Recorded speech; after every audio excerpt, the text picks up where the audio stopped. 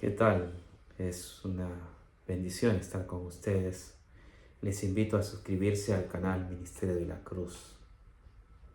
En la iglesia donde yo iba o frecuentaba de niño, cerca al púlpito había un cuarto contiguo o adyacente. Ese cuartito era usado para que los ancianos, el pastor, orasen antes de entrar a la plataforma.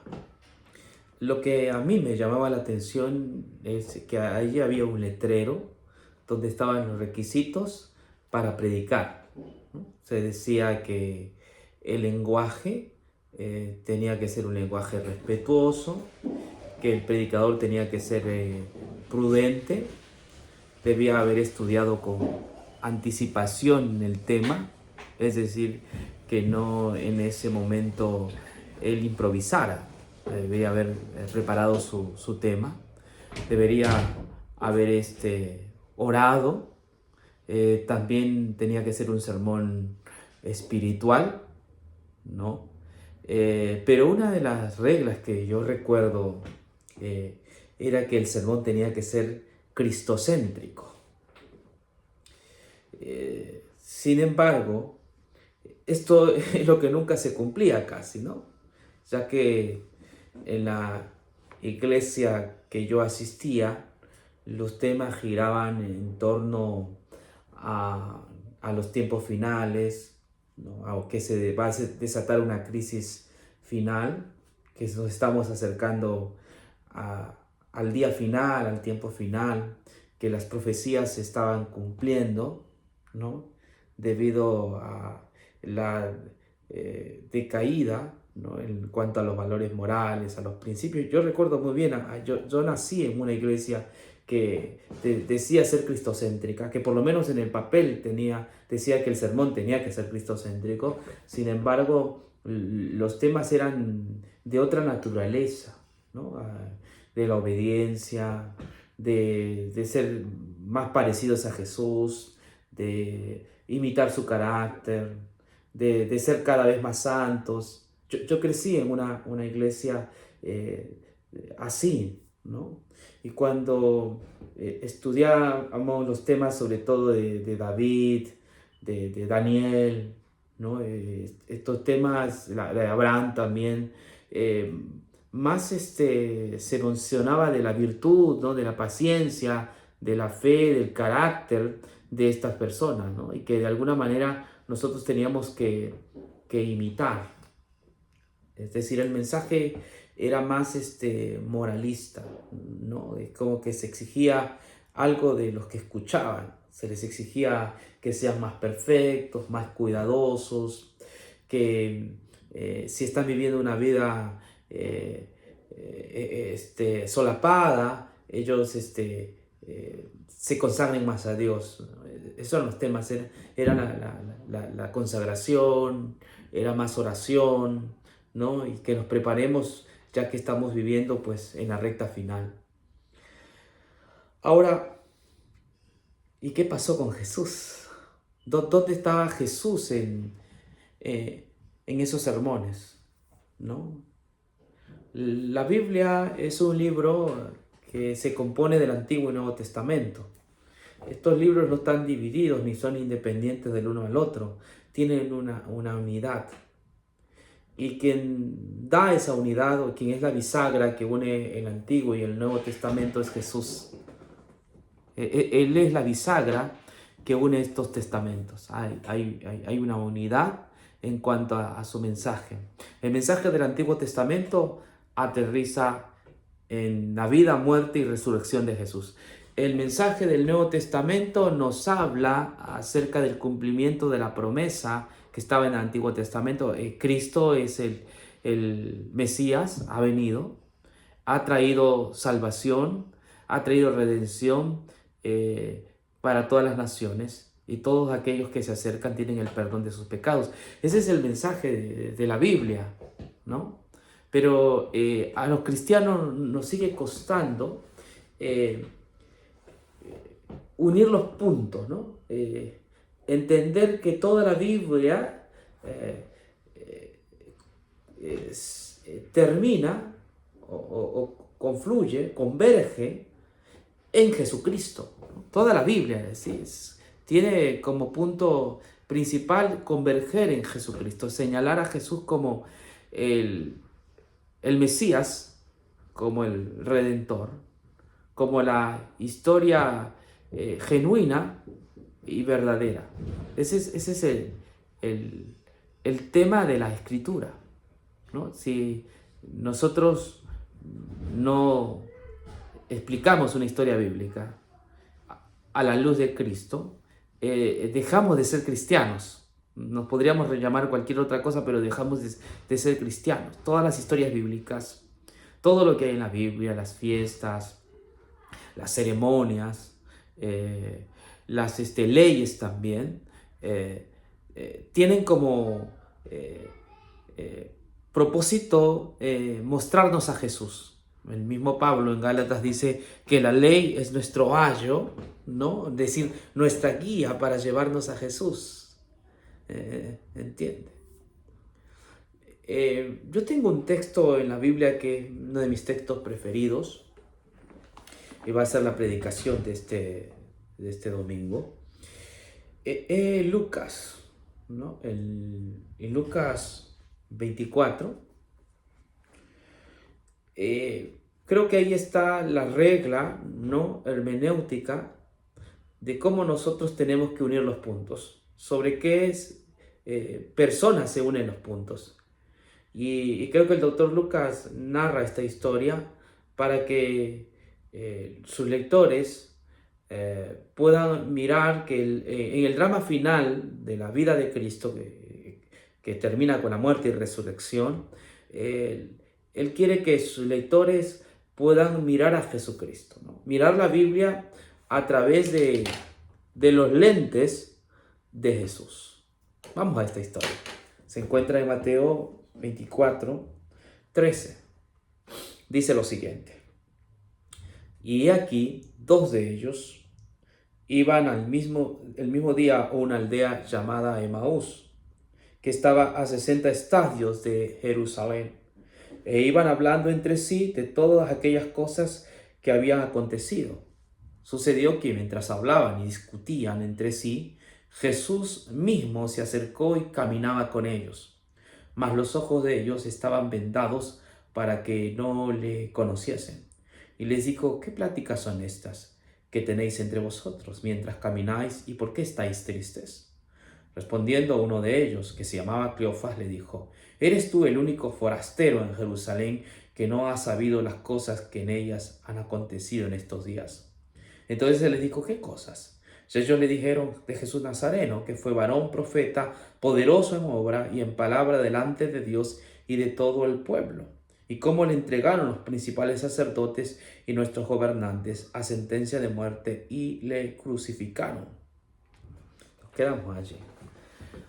Estas 2 personas dice que iban a una aldea llamada Emaús, que estaba a 60 estadios de Jerusalén, ¿no? En Jerusalén había acontecido una noticia que repercutió por todos los lares de Medio Oriente, y era que Jesús, el Mesías, finalmente lo habían crucificado. Sus discípulos habían puesto todas sus esperanzas en Jesús. Lo habían acompañado en las giras misioneras, habían visto sus milagros. Sin embargo, de manera impactante, los líderes religiosos de Jerusalén lo tomaron y se lo dieron al gobierno romano, y finalmente lo mandó a la crucifixión. Esto causó entre los discípulos mucha tristeza, porque ellos habían puesto sus esperanzas en el Mesías, ¿no? Habían visto que Él les iba a traer libertad del yugo romano, pero nada de esto aconteció. sus más caras esperanzas se esfumaron. Y esto pues le causaba naturalmente mucha tristeza.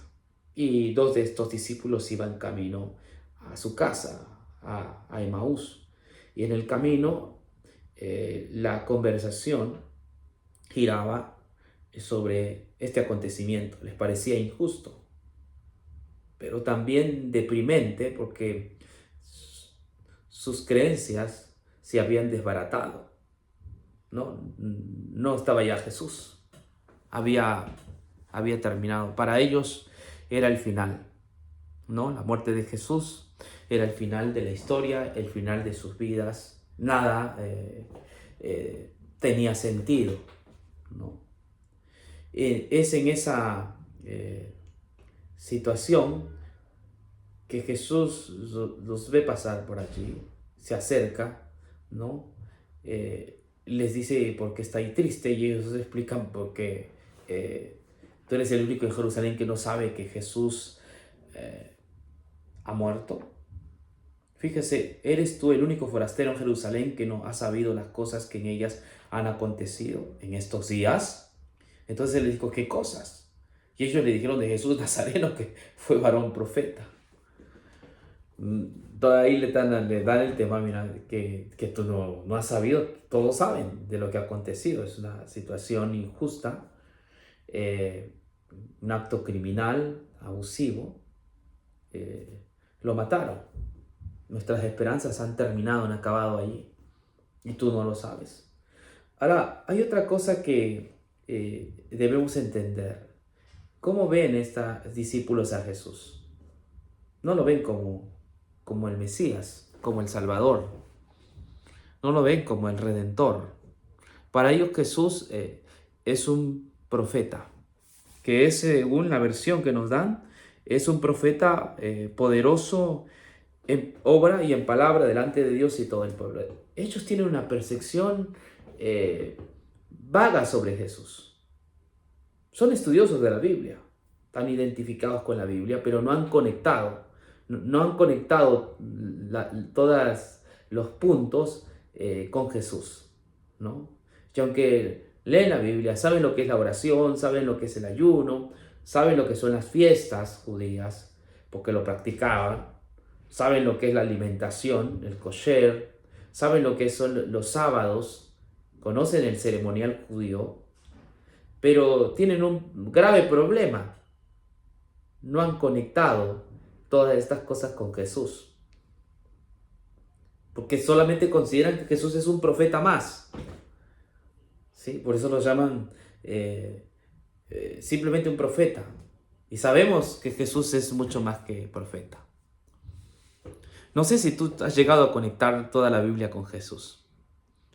Te confieso que para mí fue difícil. Yo estudié en un seminario teológico, 5 años. Tengo el título de licenciado en teología, pero no había conectado la Biblia con Jesús. Miraba como cosas trascendentales las doctrinas que yo aprendí en el seminario, pero no, aunque nos decían que teníamos que ser cristocéntricos, pero no se conectaba estas enseñanzas con Jesús. Así me pasaba como los discípulos de Emaús. Conocían la historia bíblica, habían visto aún la muerte de Jesús, pero creían que era el fin, no habían visto de que Jesús era el Mesías que tenía que morir y que resucitara al tercer día. Así que su percepción de ellos era equívoca. Tenían otra manera de mirar el texto bíblico, ¿no? Y así hay hoy en día también mucha gente que lee la Biblia, pero su manera de leer la Biblia es distinta. No tienen no han unido los puntos. Últimamente he visitado varias iglesias y aunque cantan bonito y oran bastante, no noto, percibo que no conectan los puntos, ¿no? No hay ese sermón que aterrice en Jesús y que haga ver a los creyentes como el único salvador personal, ¿no? Como el que cumple la palabra de Dios a carta cabal, como el único y perfecto obediente en el cual la persona que confía se salva, ¿no? Más bien se habla de la santidad, se habla de la consagración, se habla del apego que tenemos que tener a Dios. Todas esas cosas son buenas y tienen su lugar, pero no se está respetando la regla hermenéutica que vamos a aprender aquí, que Jesús se los va a dar. Otra cosa más, ellos miraban la muerte de Jesús como el final, un final de tristeza, un final donde se acaban las esperanzas. Muchas veces ocurre que cuando nos pasa algo en la vida que para nosotros es negativo, lo miramos como el final, como que no hay escapatoria, como que estamos condenados a eso, a sufrir de esa manera, ¿no? Y por eso se dan los suicidios. La persona que se suicida porque cree que es el final, que no hay escapatoria, que está totalmente perdido, que no hay otra dirección, no tienen otra manera de ver, es su percepción que es limitada. Esta gente está limitada, no puede ver más allá. Ellos tienen un concepto teológico de lo que es la Biblia y no han avanzado más. Tienen una percepción, por supuesto, distinta. Jesús se va a acercar y nos va a enseñar, y les va a enseñar a ellos cuál es la regla hermenéutica para entender la Escritura. Le va a dar la verdadera, le va a dar una cátedra. A mí me hubiese gustado ahí estar en esa conversación camino a Emaús.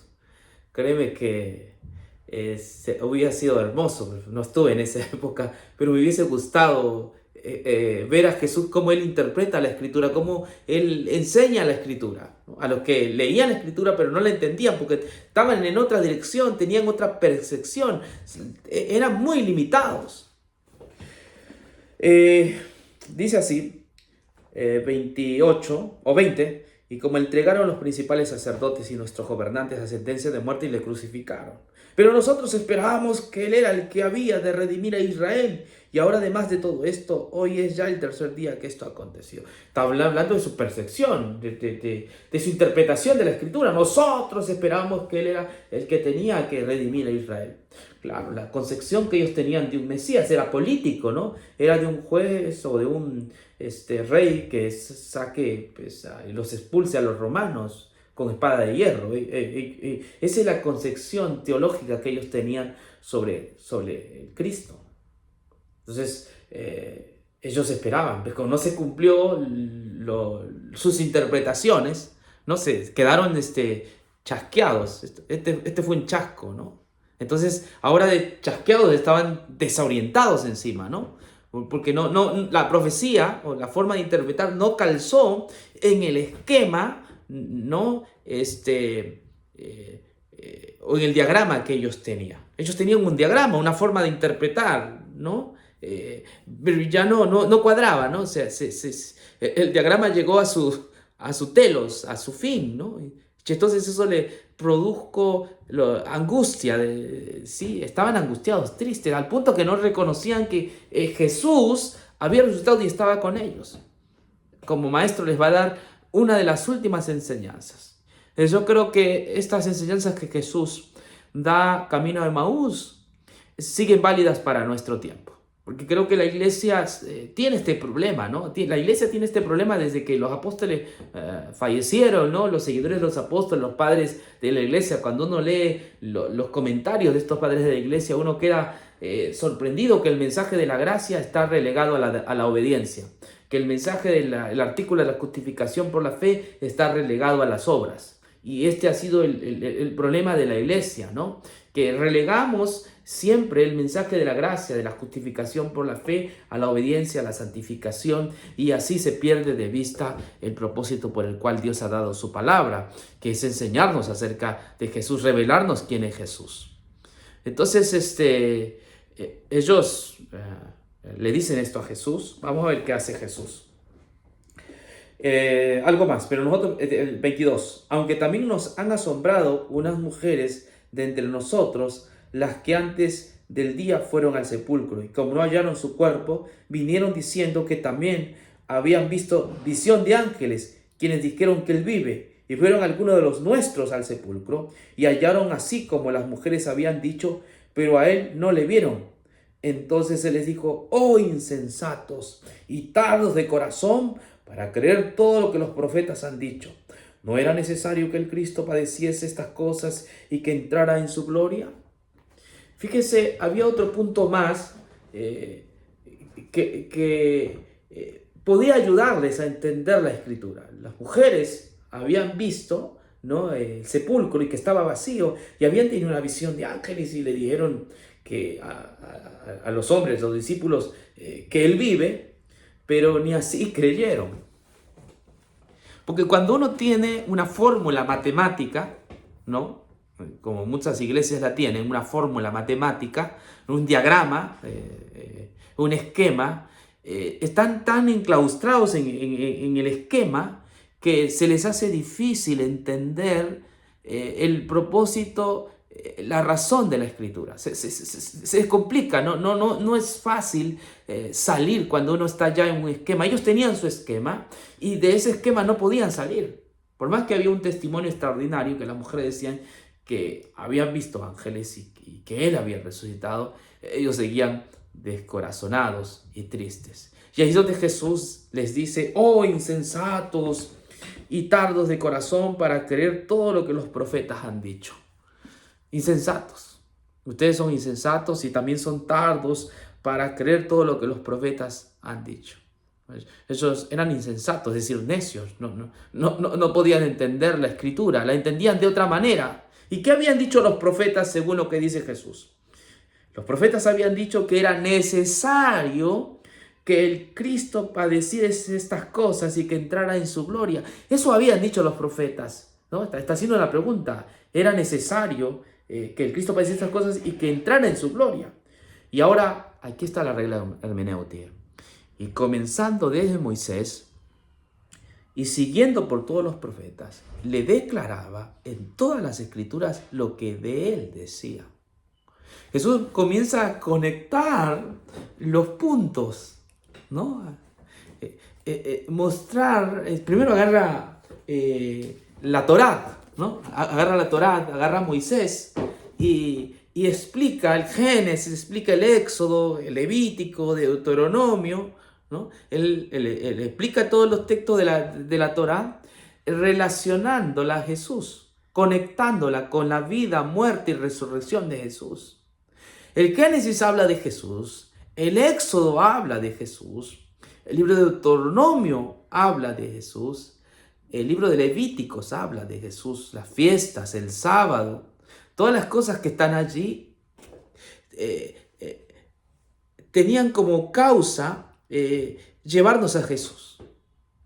Imagínense qué pedagógico que fue Jesús, ¿no? Me hubiese, por eso digo, gustado estar allí para aprender cómo conectar el Éxodo con Jesús, el libro de Levíticos con Jesús.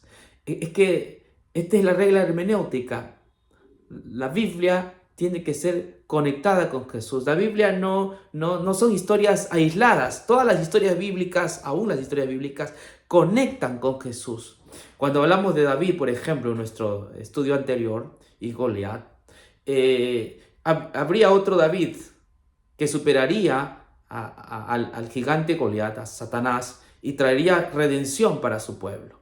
Y así con cada historia de la Biblia. Abraham fue llevado a sacrificar a su hijo. En su lugar aparece una oveja y el padre llevaría a su hijo y lo sacrificaría en lugar nuestro. Todas las historias bíblicas convergen en Jesús. Esto es lo que Jesús está diciendo aquí. Sigue diciendo aquí, miren, y comenzando desde Moisés y siguiendo por todos los profetas, les declaraba en todas las Escrituras lo que de él decían.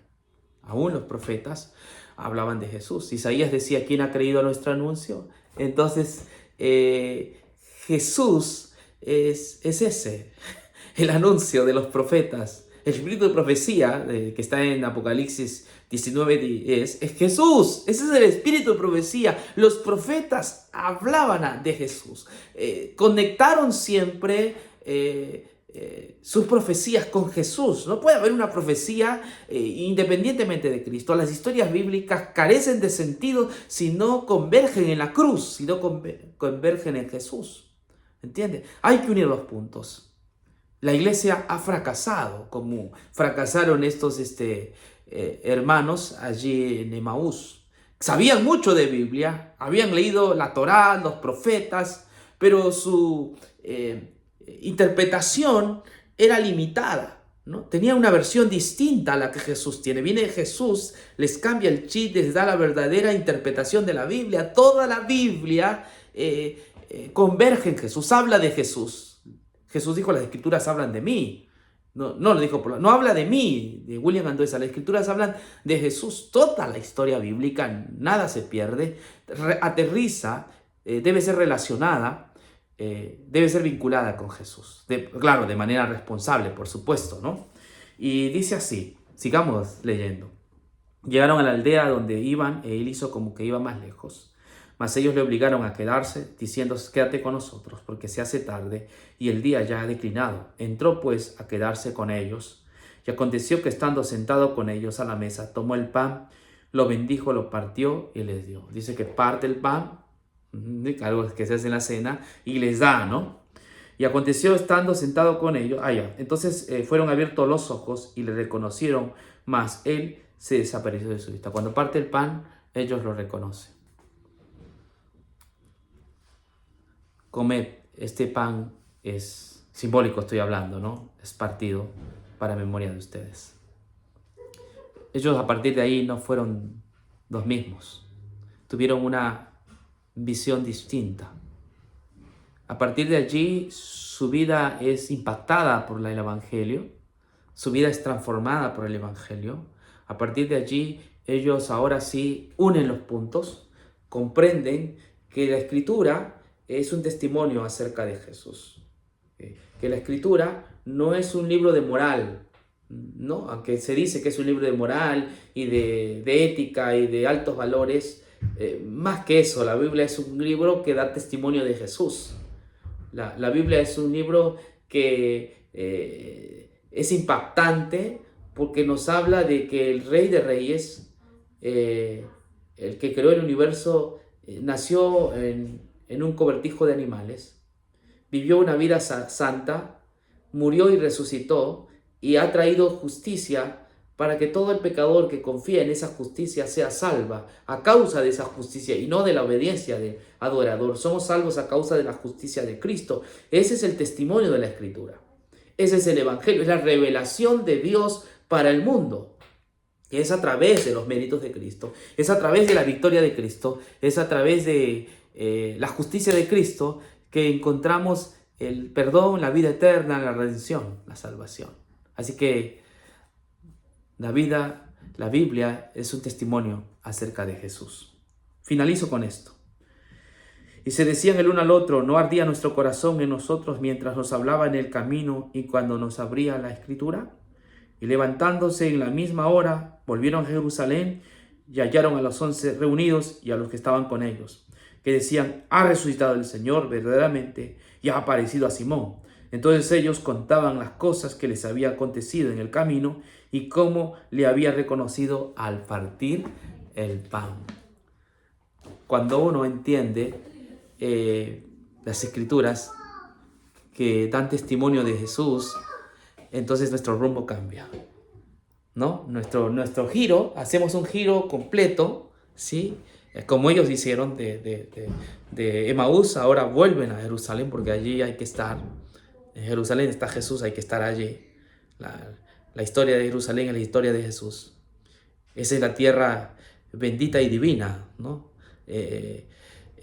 Donde se nos explica de una de las historias más maravillosas de la Biblia, la historia de Jesús, y una de las mejores historias, porque es la historia que trae redención, porque es la historia que trae gracia, porque es la historia que nos habla de la plenitud de Dios, porque es la historia que da gracia sobre gracia, porque esa es la historia del Evangelio, la historia que trae alegría al corazón.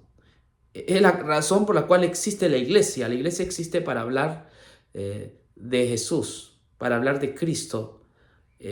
Sí, esa es la nota tónica de las Escrituras. Las Escrituras están alrededor de Jesús. Así que si hoy Dios te ha alumbrado, haz el giro, ¿no? Hacia Jesús. Y tu forma de enseñar la teología tenga que converger en Jesús. De hecho, que la palabra que está en Lucas 24-27, y les abrió el entendimiento, es diermeneu. Diermeneu es la palabra que se usa para hermenéutica, ¿no? Entonces, la verdadera regla hermenéutica es aquella que lee la Biblia y lo une a Jesús, lo relaciona con Jesús. Es aquella que conecta todas las historias bíblicas, todas las fiestas judías, todas las profecías con Jesús. De manera que la Biblia es un libro cristiano, el Antiguo y el Nuevo Testamento es un libro cristiano porque se centra en Jesús. Bueno, bye bye, nos vemos next en el próximo vídeo.